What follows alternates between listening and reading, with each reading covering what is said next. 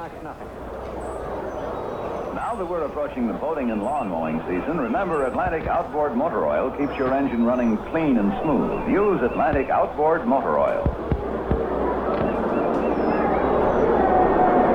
Quick look at the scoreboard. Washington 1, Los Angeles 1 at the end of 2.5. Minnesota 2, Cleveland nothing at the end of 4.5. Baltimore, Chicago hasn't started. Kansas City scored 1 on the top of the first, playing Detroit a doubleheader. Cincinnati leads San Francisco 4-0 at the end of 3.5 innings. St. Louis at L.A. has not started. And then Milwaukee at Philadelphia 0-0 at the end of 4. And Chicago at Pittsburgh 1-1 at the end of 6 innings.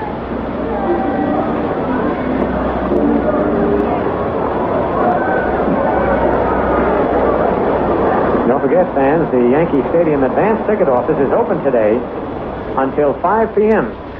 And tickets for all future Yankee games will be available. The Grand Central ticket office will not be open today. After this week's road trip to Boston and Chicago, the Yankees return to the stadium for 11 games on 8 dates early in June.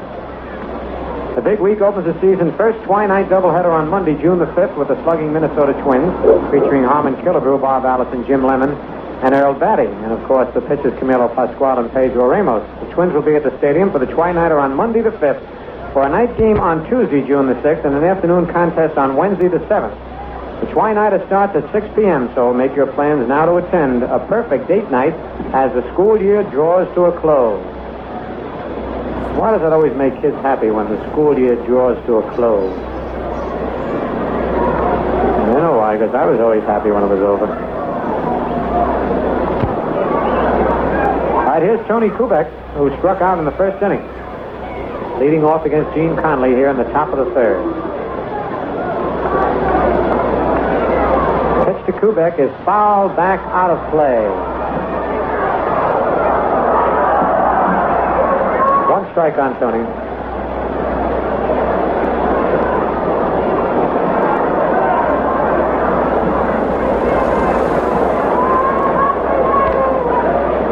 One strike pitch is hit high in the air to right field. Jackie Jensen is moving back under it and is there to take the catch in front of the Yankee bullpen. One away. Here's Roger Maris, who lined a single to right center field in the first inning. And on deck, Mickey Mantle.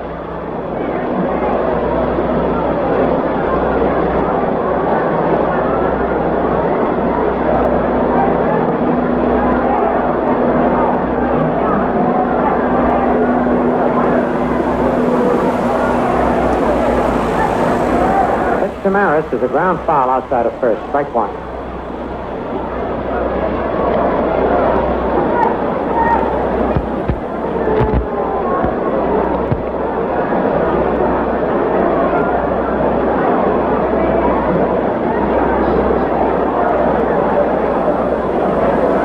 Lined up by Conley, and the pitch is, no, he checked the swing. Bob Stewart started to put the right hand up and drew it back quickly. Maris started the swing, held up. 1-1 on Raj.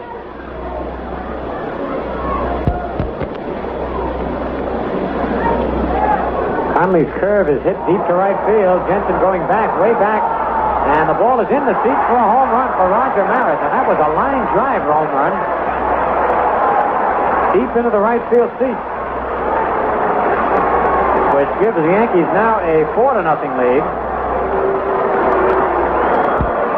And for Maris, his 10th home run of the year and his 24th run batted in. Brings up Mickey Mantle, who hit a 3-run home in the first inning. Mickey's 12th of the year.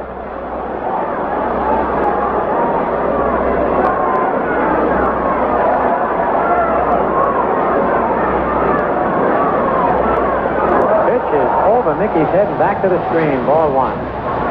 Nick's got a grin on his face. That ball was mighty close. Conley put a little extra on that fastball. Yankees now with 5 hits and 4 runs.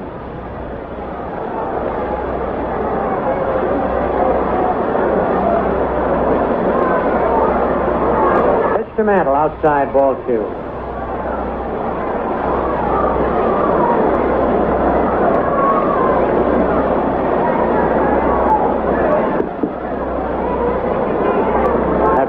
in the Red Sox bullpen.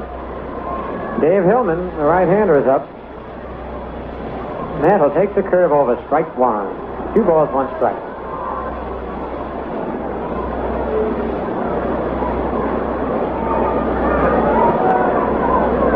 Yankees 4 and the Red Sox nothing. Top of the third. Mantle pops the ball up, but it's coming back out of play in the stands. Ball bounced on the concrete as the fans didn't want any part of that high foul.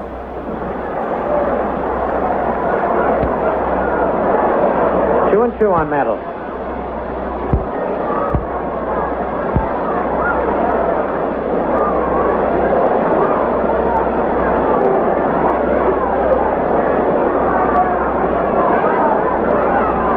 Pitch is foul tip off the chest protector of the catcher, Pagliarone. If you remember, the first time Mantle was up, had 2 strikes on him and just did foul tip a pitch, and Pagliarone had it in his glove and dropped it on. The next pitch, Mantle hit a homer.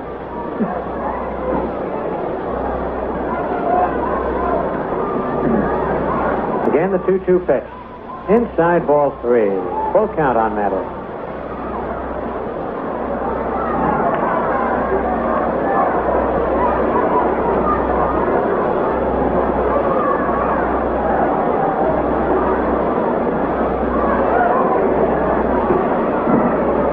Payoff pitch to Mickey. He strike 3. He was a bad pitch, and Mickey tried to check his swing, couldn't do it. The curve actually hit in the dirt. Second strikeout for Conley. That's 2 away. And here's Yogi Berra, who fly deep to right center field in the first inning. 2 outs, nobody on.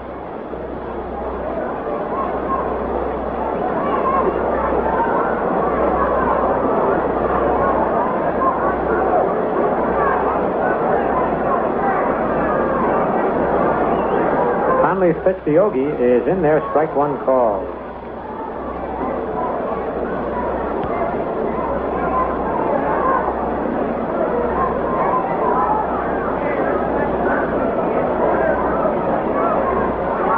Curve hit on the ground to the second baseman. Schilling is up with it, throws to Wirtz in time for the out. The Yankees pick up another run thanks to the homer by Maris. 1 run on 1 hit. No Red Sox errors, nobody left. The score at the end of 2.5 innings. The Yankees 4 and the Red Sox nothing. Here's the gasoline story of the year. Now you can test Atlantic Imperial in your own car without risking an extra penny. The people at Atlantic make this unusual offer because they're confident you'll like the difference this fine gasoline will make in the performance of your car. Here's all you have to do. Start using Atlantic Imperial. Ask for a receipt with each purchase. After 100 gallons, if you're not completely satisfied, just mail the receipts to the Atlantic Refining Company, Philadelphia, Pennsylvania. The difference in cost between 100 gallons of Atlantic Imperial and the same amount of regular gasoline will be refunded and no questions asked. You'll like the difference, or Atlantic will pay the difference. Make Atlantic's clean carburetor test. Discover for yourself how Atlantic Imperial gasoline cleans your carburetor as you drive and keeps it clean.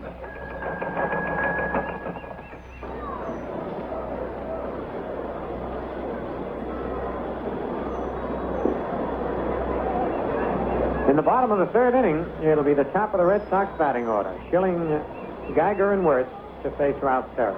Schilling bounced to second base in the first inning.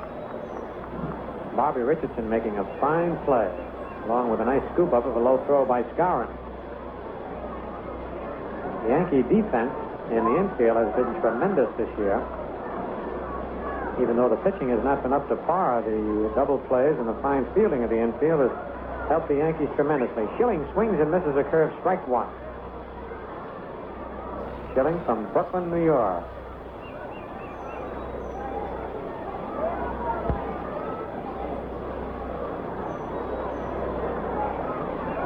There's a foul tip off the umpire's chest protector, and the ball bounces all the way down to first base, picked up by Rudy York. 0-2 on Schilling.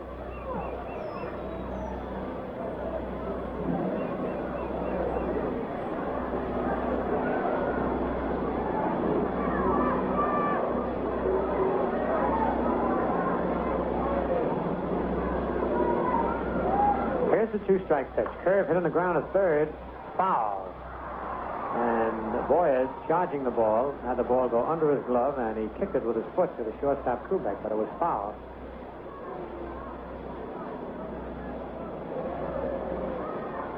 Nothing in 2 on Schilling.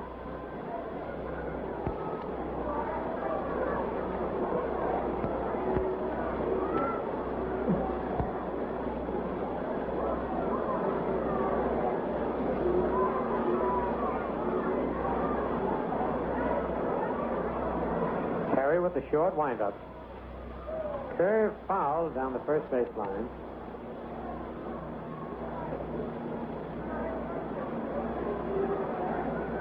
Ralph not wasting any pitches on Schilling. Nothing in 2 count. Ball in back of his head that time. Ball 1. Schilling hit the dirt.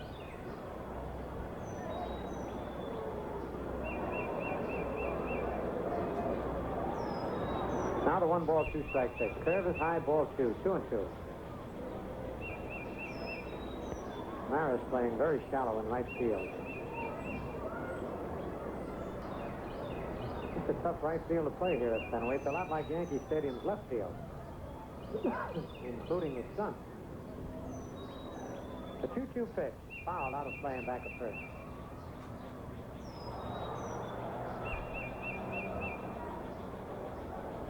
Oh, man. They were battling for that ball, and the kid went right over the railing. Nobody gets hurt. Pitch is high, ball 3.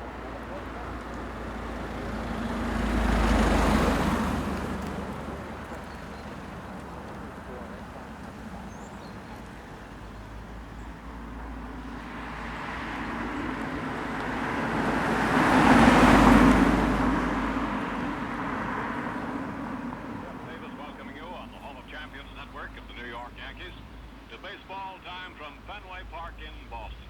Under cloudy skies, somewhat threatening, I'd say at this point. It might rain at almost any time, the way it looks now. We're about to play the Boston Red Sox, and of course, the Yankees send your way all of the road to play now.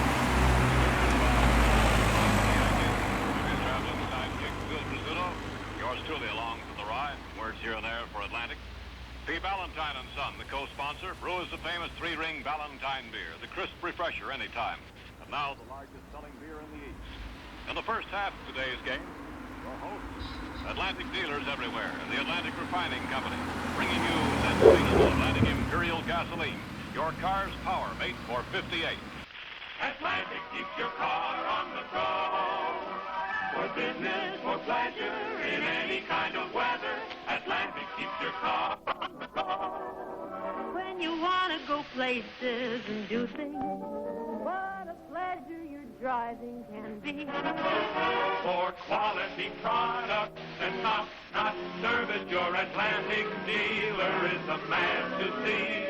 Atlantic keeps your car on the go, go, go, so keep on the go with Atlantic.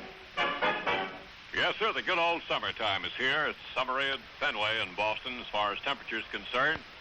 And we're hoping that we won't get a summer thunder shower before this game is over. Starting lineups are about set. Bill Rizzuto's over there checking the last of his scorecard. As he'll keep score, of course, as he describes the play. Engineer Pappy Durkin of Sports Network. Bill Velastro, looking tall and handsome and well-tanned. The golfer in our engineering crew in the Home of Champions Network. Well, now, let's see. Batting for the Yankees today, leading off, and playing in right field, Hank Bauer.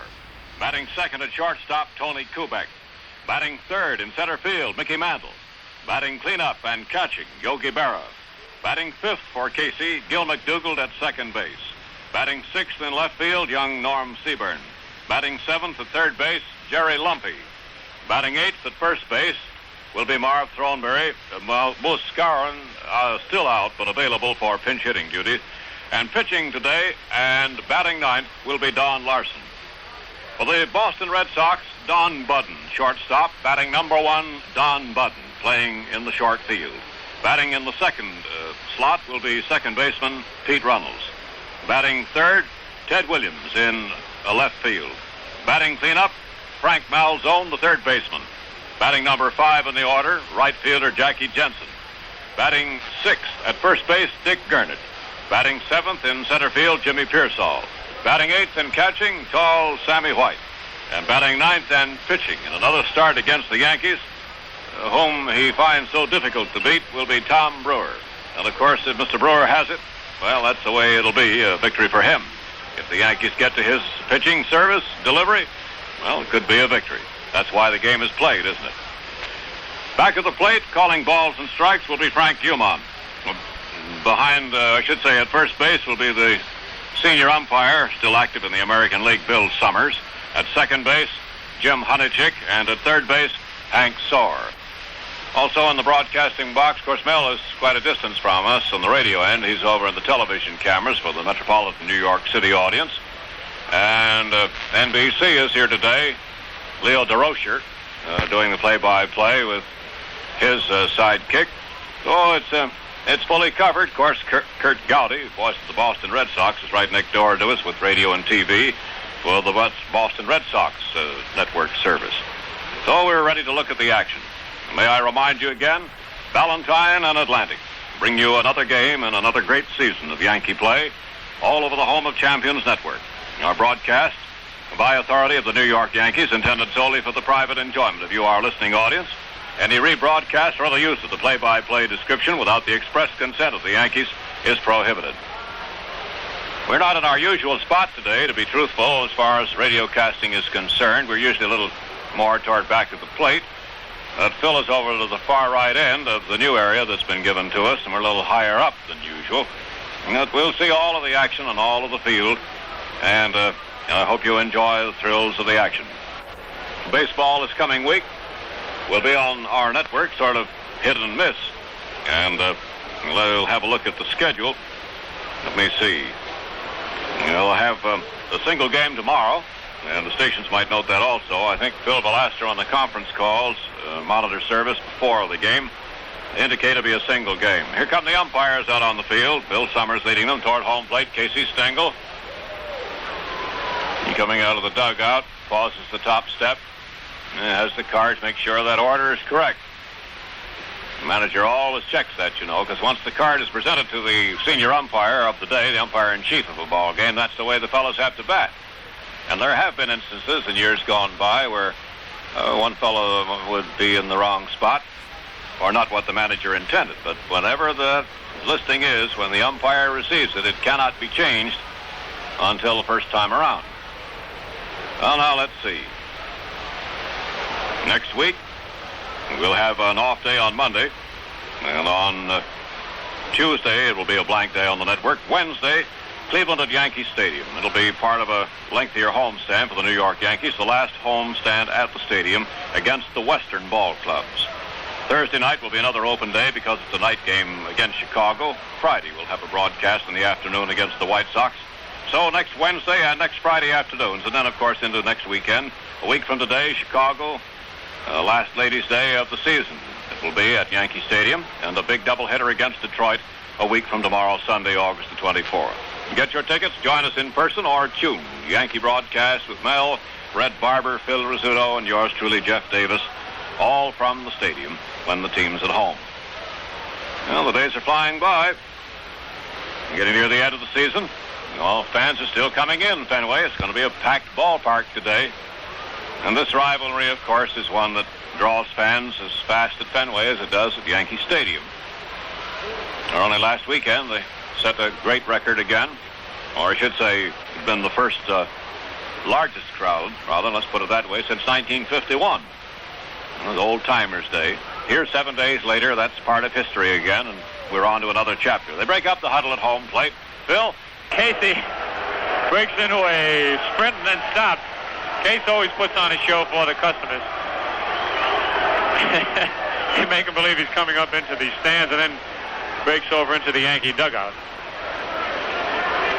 And now Casey's calling all the Yankee ball players to line up on the top step of the Yankee dugout. And the Red Sox ball players are doing the same thing, lining up along the top of the dugouts. And we're just waiting for the announcement over the public address system Fred Cusick, who does such a fine job up here at Fenway Park. He's also the director of sports on WEEI here in Boston. Now all the players are lined up. And now the announcement, everyone stand for a moment of silence in tribute to Babe Ruth.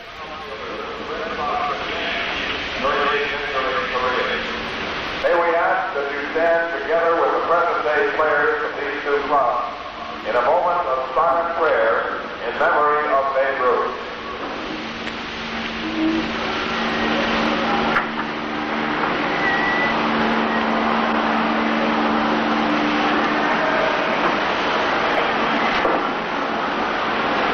And now, ladies and gentlemen, our national anthem.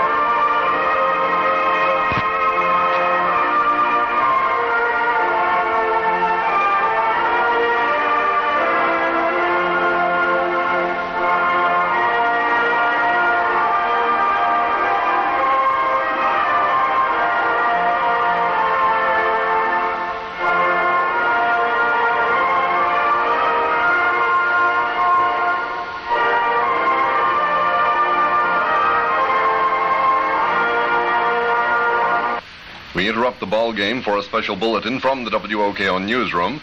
And now we go to special reporter Charles Murn on the scene. This is Charles Murn of the news staff of WOKO reporting from a scene of a fatal shooting here in Albany. A Mr. Carhart, estranged from his family, returned to the house to shoot his wife and son, and then shot himself.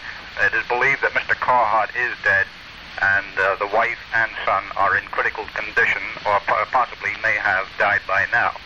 3 smaller children escaped to a neighbor's house by escaping through a rear door. The children came running to a neighbor shouting, "Daddy just shot Mommy." The victims had been removed from the scene. The scene of the shooting was 665 Delaware Avenue in Albany. You have just heard a special report from special reporter Charles Murn on the scene to the WOKO newsroom. Any further details will be brought to you immediately over old reliable WOKO, first in Albany, New York. We return you now to Fenway Park in Boston.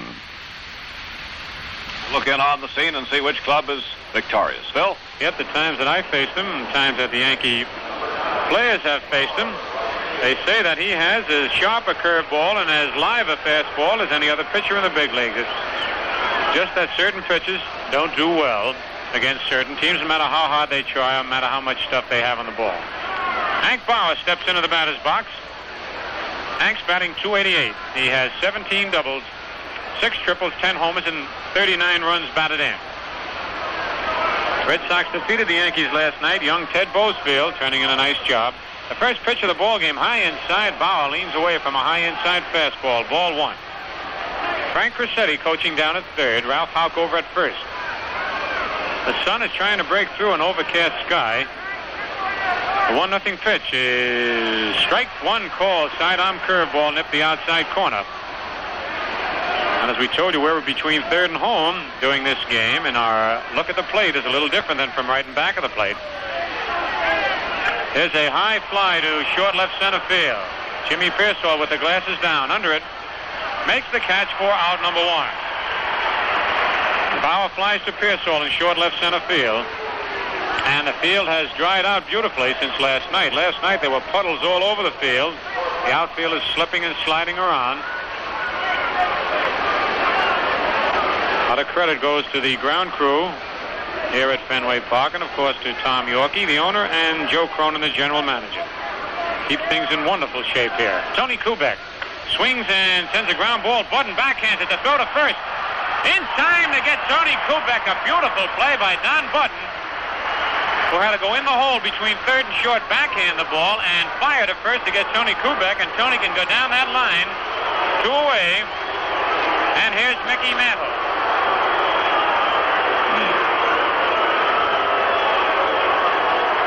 Kubek went up there hitting .274. Mickey's batting .306.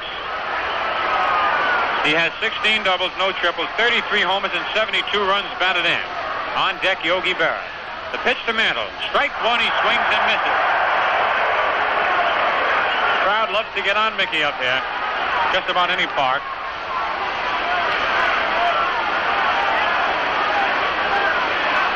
The pitch to Mickey is a curve in the dirt, rolls back to the screen, 1-1. Sammy White is checking his catcher's glove. That ball went right through the webbing.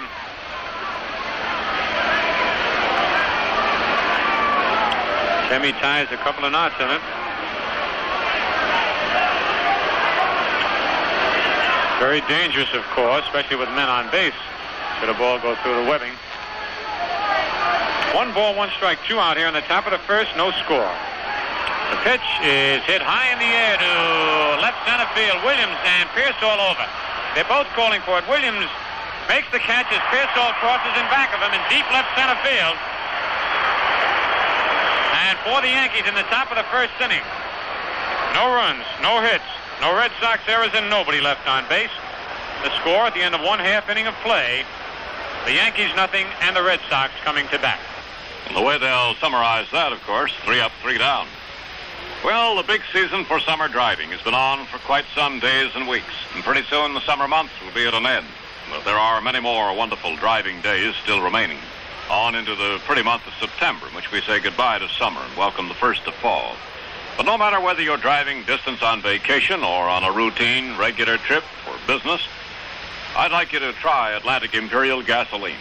You get the most from your driving. From Atlantic Imperial, it makes the moments back at the wheel of your automobile a genuine pleasure and a true economy. Because Atlantic Imperial gasoline is big in power, it's big in mileage, and big in value. That's Imperial, today's best super octane buy. Imperial gives you that power-mate drive, the genuine power that a big car engine of today demands, power that stretches into top economy mileage. Next time you plan a journey for business or pleasure, plan ahead with your head by starting at the Imperial pump at your Atlantic dealers, and then head for the highway and really enjoy power-mate drive. And get ready to go in the bottom of the first inning. Don Budden, Pete Runnels, and Ted Williams. Don Larson, he's won 8 and lost 5. His lifetime record, he's won 48 and lost 49. And he's 2-1 against Boston this year. And against Boston lifetime, he's won 11, lost 10. Don Budden steps into the batter's box, leading off for the Red Sox. He led off the game last night with a double off the left field wall. He's batting .233. The first pitch is low outside, ball 1.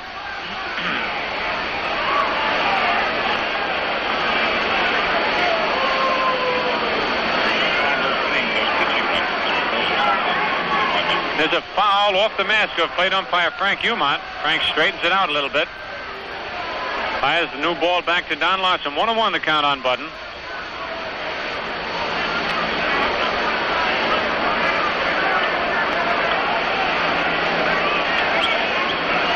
One ball, 1 strike to count on Don Budden. Nobody out, nobody on the bottom of the first. The pitch is low, ball 2, 2-1, as Larson tried to change up curveball. Don, of course, pitching with the no wind-up delivery, which he started right here at Fenway Park 2 years ago towards the end of the year. Ball 3, a high fastball inside. 3-1. Pete Runnels on deck.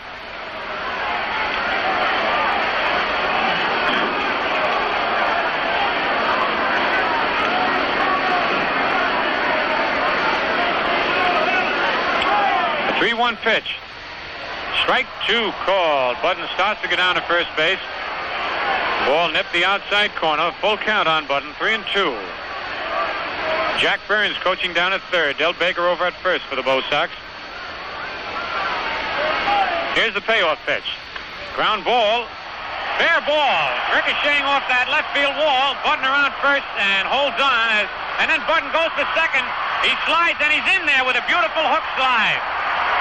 As Tony Kubek, in the act of picking up the ball in short left field, skidded about 6 feet. And when Budden saw Kubek's feet go from under him, he continued to second after he had stopped halfway around. And Kubek's throw would pull McDougal off the bag. And let's see what they credit Budden with.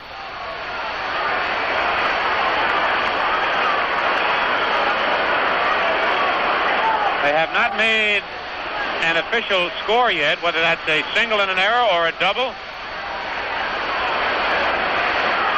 The ball was hit by third. As we've told you here at Fenway Park, the wall in front of the left field seats juts out to the foul line, and balls ricochet in the short left field. The shortstop has to be alert. And Kubek was, but the field is still a little wet, and he slipped in the act of picking up the ball. Budden is down at second base with the first base hit of the ball game. Pete Runnels takes a pitch low, ball one. We have not had an official decision on whether that's a single or a double. The stretch, the pitch to Runnels is in the dirt, bounces in front of the plate. Yogi knocks it down, ball 2-0 on Runnels. Pete leads the American League in batting with a .328 average. He has 25 doubles, 4 triples, 5 homers, 39 runs batted in.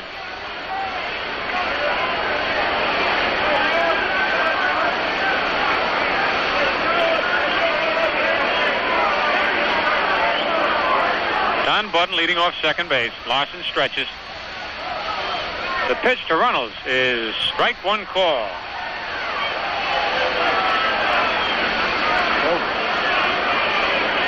And now they've decided to give Don Budden a double because of the wet turf out here in Fenway Park. And it wouldn't be fair to charge Kubek with an error. The stretch by Larson. The 2-1 pitch is hit on the ground to second base. McDougal up with it, fires to Throneberry for the out, but moving over to third, Don Budden.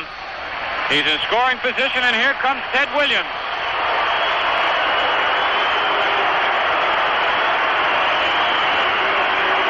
Ted starts digging that big hole at home plate. Man, he's going to strike oil the way he digs. He really, look at him digging down there.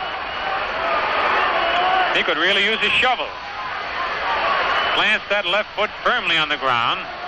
The splendid splitter is hitting .312. He has 17 doubles, 2 triples, 20 homers, and 66 runs batted in. The infield playing way back. The first pitch is below the knees, ball 1. Yogi turns around, and Frank Umont follows Yogi out towards the pitcher's box. Yogi actually shows up an umpire.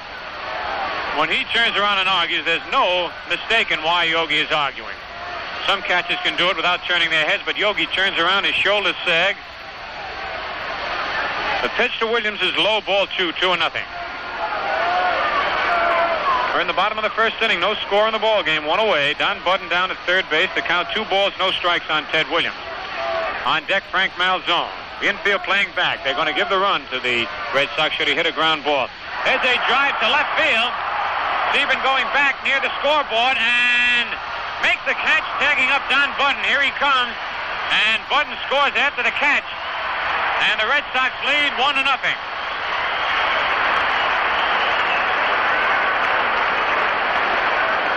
Norm Sebring, about 2 feet in front of the scoreboard out in left field, made that catch. The wind is blowing in a little bit. If that ball had been hit last night with the wind blowing out, it would have been against the fence for extra bases. But Ted Williams drives in his 67th run of the year, and the Red Sox lead 1-0. 2 out, and that'll bring up Frank Malzone. Malzone's batting .302. The third baseman batting in the cleanup spot. Swings, and there's a little Texas leaguer in the short left. Sebring digging in fast, and he drops the ball. He can't hold on to it. Malzone heading for second. Sebring throws, lying flat on the ground. The ball not in time. And Sebring skidded at least 15 feet that time as he dove for that ball. It hit in his glove, but his momentum knocked the ball out of his glove. And Malzone continued on to second base for another double. The second base hit off Don Larson. Sebring picked up that ball, lying flat on his back, tried to throw it to second base. but it just rolled there. Malzone is in with a stand-up double. 2 away. Here's Jackie Jensen. Jensen is batting .310. 24 doubles, 32 homers, and 102 runs batted in. The first pitch is strike one called, a fastball down the middle. At one spot out there in left field, almost the same spot in which Kubek slipped, Sebring slipped right near it, and they really did skid. There are certain low parts on the field where the water has to drain. That's one of them. The one strike pitch is low, ball 1, 1-1.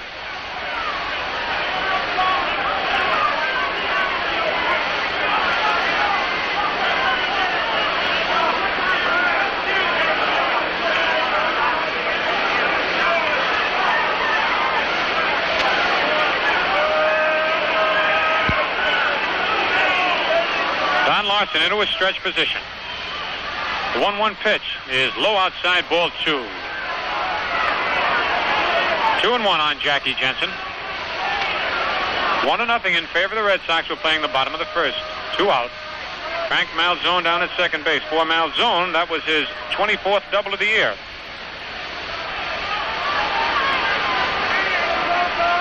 The pitch to Jensen is low outside, ball 3, 3-1.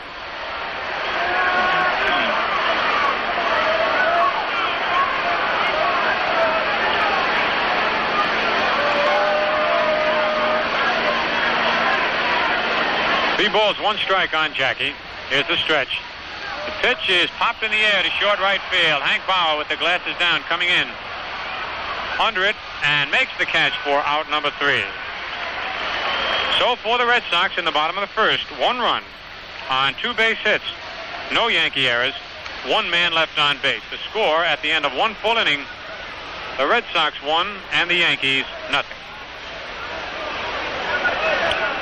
A look at the scoreboard in the American League. Washington at Baltimore tonight, Cleveland at Chicago tonight, Detroit at Kansas City. All night games. In the National League, Philadelphia at Milwaukee, Chicago at San Francisco, Pittsburgh at Cincinnati. All day games, and they all start later on. And they're the only games scheduled in the National League. So we have very little action to report. And as we told you, today marks the 10th anniversary of the day that the great Babe Ruth passed away. And everyone stood for a moment of silence in respect to the Bambino. And we were looking at some of his records that he's made, and some which will never be beaten. He has the highest slugging average for a year, .847.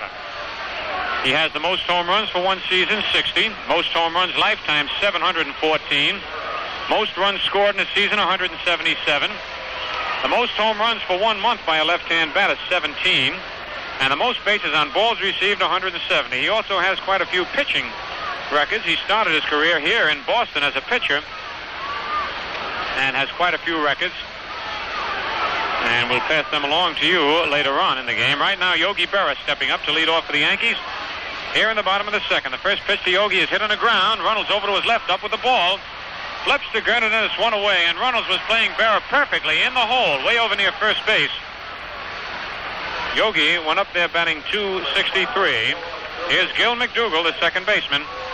McDougall batting an even .260.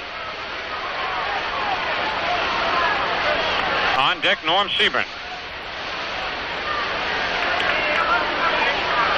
In last night's game, Casey Stengel had just 2 left-hand batters. Today he has 6 left-hand batters in the lineup. The pitch to Gil is low outside, ball 1. The only right-hand batters are Bauer, McDougall, and Larson. The 1-0 pitch to McDougall is pop foul and in back of the Red Sox dugout going out of play. Ricochets off the Skyview seats back down into the lower seats. Skyview seats here at Fenway are situated on the roof. They have 2 rows of them running from in back of first base to around here in back of third base down the left field line. Beautiful seats to watch a ball game. Tom Brewer into the windup. The 1-1 pitch to Gil is hit on the ground to third. Malzone, it can't get it. Right underneath his glove. He was there, but the ball scooted underneath his glove. It's a base hit for McDougall. And you very seldom see that happen. As the first base hit of the ball game for the Yankees. Malzone picks up some dirt, throws it on the ground. He knows that he could have had that ball. He made a play last night to end the ball game on Mantle, a much tougher play, but this one he just didn't get the glove down on the ground. So McDougal's on at first with the Yankees' first hit. Here's Norm Sebring, the left fielder. Sebring's batting .306. Gernert holding first against McDougal. The stretch, the pitch to Sebring is strike one call, a fastball on the outside corner. Jerry Lumpy is on deck.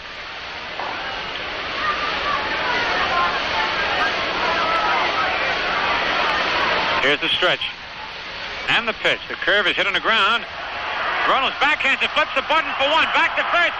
Safe at first. A beautiful play by Pete Runnels, who went almost and back a second to backhand the ball in the same motion without taking the ball out of his glove. Flipped it backhanded to Button for the force on McDougal sliding in, but Button's throw not in time to double up Sebring. Two nice plays by Pete Runnels, and it's two away. Sebring at first, the batter Jerry Lumpy. Lumpy batting .282. On deck, Marv Throneberry.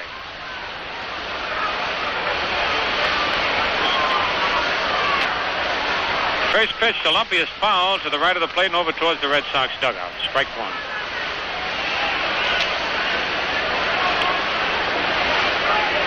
Sun starting to break through the clouds a little bit. They've been very lucky with the weather here for this weekend series. It's rained before and after the games, but hasn't rained during the game. The stretch by Brewer. The pitch to Lumpy is strike two call. Fastball right down the middle. Looked like Jerry was looking for the breaking stuff that time, and Brewer came in with a fastball. I tell you, if it rains today, we're all going to get soaked. We're right out in the open on a little balcony overhanging the sky view seats. Nothing over our heads except the sky. The pitch to Lumpy is bounced on one hop to Gernert, who takes two steps to the bag for the unassisted putout. And for the Yankees in the top of the second. No runs, one hit. No Red Sox errors, one man left. The score at the end of an inning and a half, the Red Sox won and the Yankees nothing. From New England to Florida, Atlantic offers top quality in gasolines. If you want super octane power, long mileage, then ask for Atlantic Imperial gasoline, the gasoline that gives you that power-mate drive. Imperial from Atlantic Refining means top power. Power carefully designed to suit the engine requirements of cars of today. And Imperial means top mileage, too, important to you during the summer big driving season. Enjoy both of these features with Atlantic Imperial, today's best super octane buy. Why not start power-mate travel today at your Atlantic dealers? I'm talking particularly to those who don't have the Atlantic habit as yet. It's a wonderful thing to know that there are Atlantic dealers stations all over the East Coast from Maine to Florida, ready to serve you, and as far west as the state of Ohio, for that matter. And they've got all of the things that you need to enjoy the travel of your automobile. Maybe it's a two-car family. All the more reason to practice real economy and yet have the powerful gasoline supplies you need through Atlantic Imperial. Back to the ball game, Fenway Park. Dick Gernert, the bottom of the second inning, and then Pearsall and White. Gernert, Pearsall, and White. Batting .232, 17 doubles, 14 homers and 52 runs batted in. The Red Sox lead 1-0 here. We're in the bottom of the second. Don Larson ready. The fastball is down the middle, strike one call.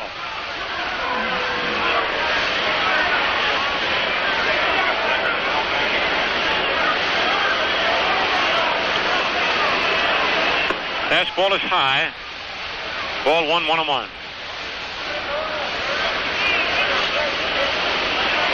Joe Ripley's finding some more of Babe Ruth's records, especially his pitching records. We'll pass him along a little while. There's a curve, gets by Yogi, low and outside, ball 2-2-1. Babe Ruth's lifetime pitching record, he won 92 and lost 44. His earned run record, 2.24.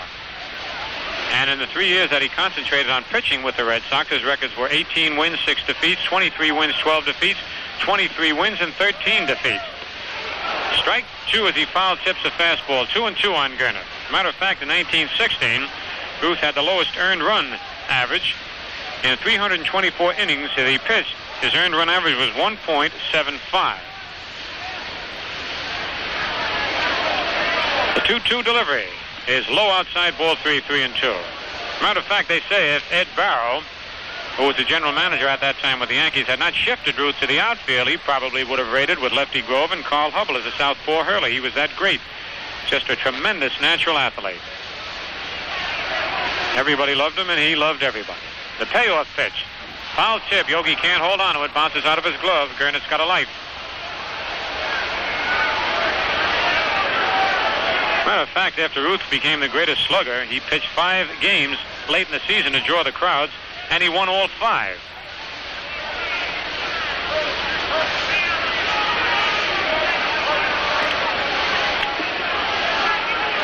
The 3-2 pitch is popped in the air. And back at third, Lumpy calling for it. Then Kubek says he'll try for it, and foul territory makes the catch.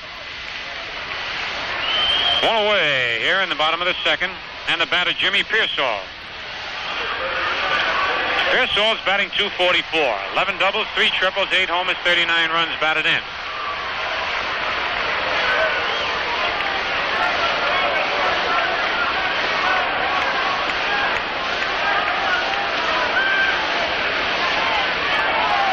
Pitch to Pearsall is ball 1, a little high and outside. 2 away here. 1 away, rather, in the bottom of the second. Nobody on. Fastball is low. Ball 2. 2-0.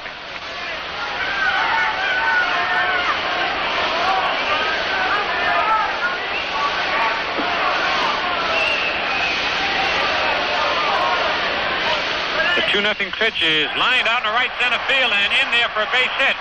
Bauer over to his right, up with the ball. Pearsall around first and holds on as Bauer's throw comes into second base. A long single by Jimmy Pearsall to right center field. Hit number 3 off Don Larson, and here's Sammy White, the catcher. White's batting .251. Has 12 doubles, 3 triples, 3 homers, and 25 runs batted in.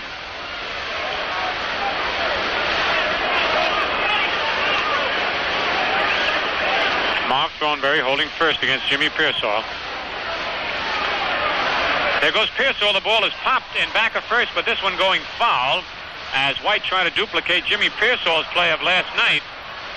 In that Pearsall threw his bat at the ball with Gurnett running, and the ball hit the bat and just dropped over first in a short right field for a double. Sammy White almost duplicated it, but the ball curved foul just in back of first base. 1 strike. The Red Sox had the hit and run on that time. 1 away. Pearsall down at first. We're in the bottom of the second. The Red Sox lead 1-0. Larson stretches. The pitch is low, ball 1, 1-1.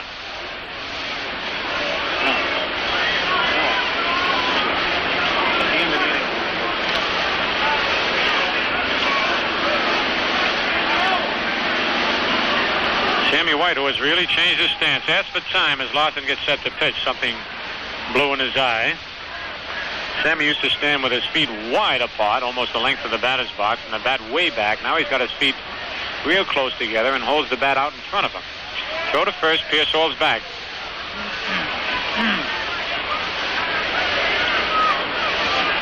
1 out. Pearsall leads off first. There he goes. The ball is lined in the right field, but Pearsall's going to have to hustle back. Bauer makes the catch. The throw to first. Pearsall slides and he beats the throw.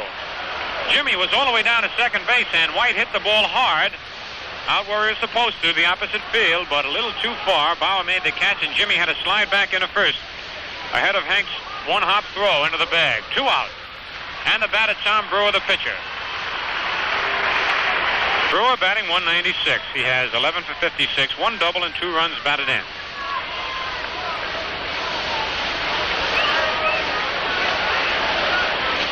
And now let's pause for station identification.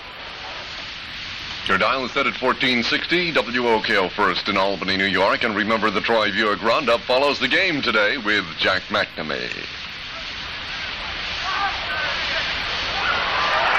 First pitch is outside, a throw down to first base, and Pearsall has to slide.